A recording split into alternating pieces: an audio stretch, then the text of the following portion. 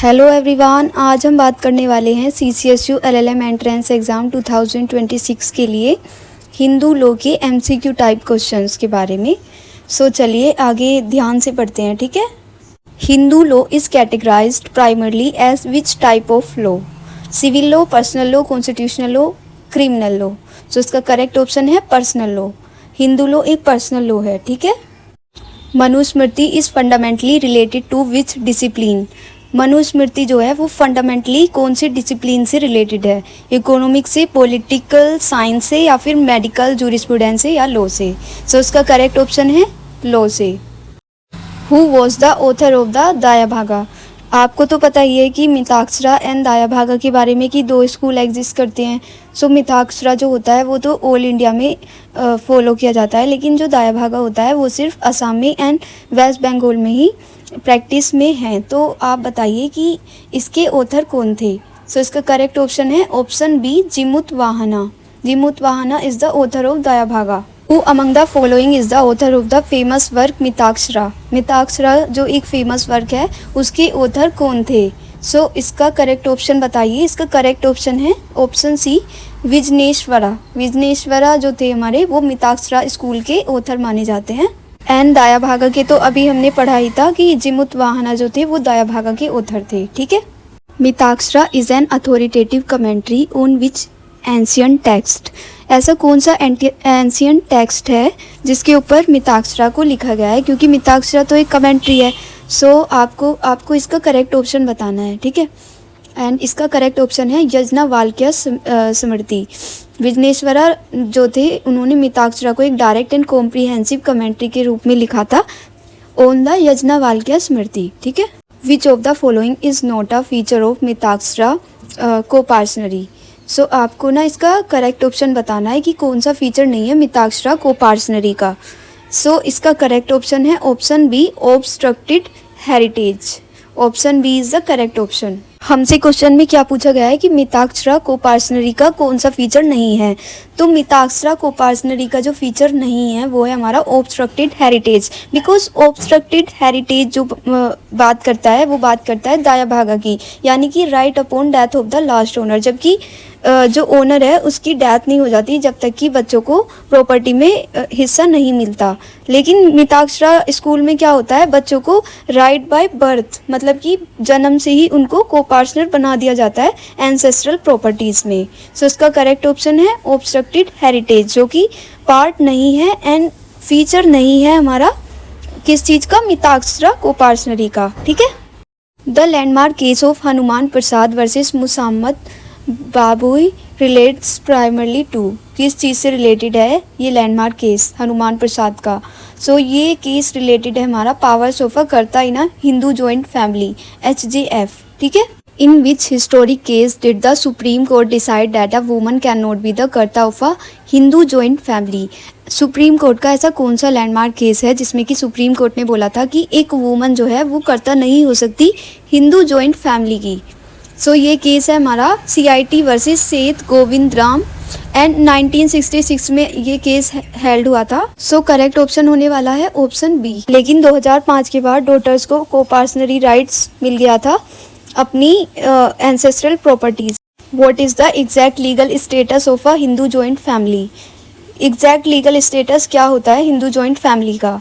इसका correct option होने वाला है नन ऑफ दी अबव। वैसे तो हिंदू जॉइंट फैमिली एक कॉर्पोरेट पर्सनैलिटी मानी जाती है, कॉर्पोरेट बॉडी की तरह एक्ट करती है, लेकिन अगर हम स्ट्रिक्टली बात करें तो ये ना तो सिंगुलर लीगल पर्सन की कैटेगरी में आती है एंड ना ही ये नेचुरल पर्सन की कैटेगरी में आती है, ठीक है। A traditional Hindu joint family does not include? एक ट्रेडिशनल जॉइंट फैमिली किस चीज़ को इंक्लूड नहीं करती है, कौन से पर्सन को इंक्लूड नहीं करती है? अडोप्टेड सन को इंक्लूड नहीं करती, या फिर मैरिड सन, मैरिड डॉटर, अनमैरिड डॉटर? इसमें आ जाएगा करेक्ट ऑप्शन हमारा ऑप्शन बी, मैरिड डॉटर्स, ठीक है। विच of the following is not considered a modern source of Hindu law? किस चीज़ को कंसिडर्ड नहीं किया जाता है modern source of Hindu law? इसमें क्या आने वाला है हमारा, कस्टम। इसका करेक्ट ऑप्शन होने वाला है कस्टम, क्योंकि ये एंशियंट सोर्स होता है हिंदू लॉ का। श्रुति, स्मृति एंड डाइजेस्ट कमेंट्रीज ये सब हमारे एंशियंट सोर्सेस में आ जाते हैं। In the context of ancient sources of Hindu law, the term Shruti literally translates to.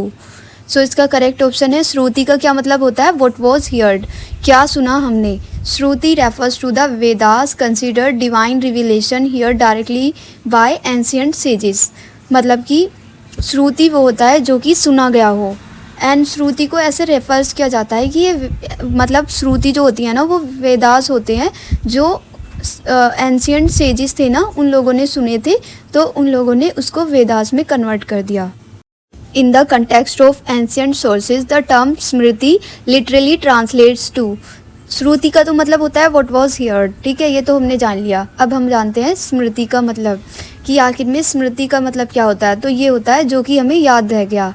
What has been remembered. Smritis are humanly authored text based on memory of original divine revelations. ठीक है, मनुस्मृति जैसे कि example के तौर पे समझ लेते हैं. तो इसका करेक्ट ऑप्शन है option A. The first statutory code modifying the law relating to marriages among Hindus is. जो फर्स्ट स्टैचुटरी कोड मॉडिफाई किया गया था modifying the law relating to marriages among Hindus is, कौन सा था वो, ठीक है. सो ये हमारा था हिंदू मैरिज एक्ट 1955 जो कि अभी भी एग्जिस्ट करता है, ठीक है. Hindu law is not applicable which of the following cases. So इसका करेक्ट ऑप्शन है members of SC/ST communities under article 366 clause 25. जैसे कि Hindu marriage act specifically exempt करता है SC एंड STs को unless directed otherwise by the central government. मतलब section 2 sub close 2 जो है हिंदू मैरिज एक्ट 1955 का वो वैसे ही एग्जेम्प्ट कर देते हैं कि जो भी शेड्यूल्ड ट्राइब्स हैं उनको उनके ऊपर ये हमारा हिंदू मैरिज एक्ट एप्लीकेबल नहीं होगा. Under Section 2 of the Hindu Marriage Act 1955, a person shall not be treated as Hindu, Buddhist if. Examiner हमसे पूछ रहा है कि section 2 of the Hindu marriage act 1955 के अंडर में एक पर्सन जो है वो ट्रीट नहीं किया जाएगा एज ए हिंदू और बुद्धिस्ट. किस कंडीशन पर, इसका करेक्ट ऑप्शन बताना है हमें. सो इसका करेक्ट ऑप्शन है ऑप्शन सी, ठीक है. Because father was Christian, father तो क्रिश्चियन है, मदर बुद्धिस्ट है, लेकिन जो बच्चे का परवरिश हुई है वो किस तरीके से हुई है, उसको ब्रॉटअप कैसे किया गया है. तो अगर उसको क्रिश्चियन की तरीके से पेरेंट्स ने ब्रॉटअप किया है तो फिर वो क्रिश्चियन माना जाएगा, ना कि हिंदू और बुद्धिस्ट, ठीक है. Under the Hindu marriage act the term Hindu legally includes. Legally Hindu जो एक वर्ड है, टर्म है, उसके अंडर में कौन कौन से लोग आ जाते हैं, बुद्धिस्ट, सिख, जैन या फिर all of the above. So इसका करेक्ट ऑप्शन होने वाला है option D, all of the above. Because section 2 clause 1 clause B explicitly includes Buddhist, Jain, Sikh under the legal term of Hindu. मतलब जो हिंदू हमारा लीगल टर्म है उसमें सिख, जैन, बुद्धिस्ट ये सब इंक्लूड होते हैं. काफ़ी ब्रॉडर टर्म होता है हिंदू, ठीक है. 2 persons are said to be related to each other by full blood when they are descended from a common ancestor by.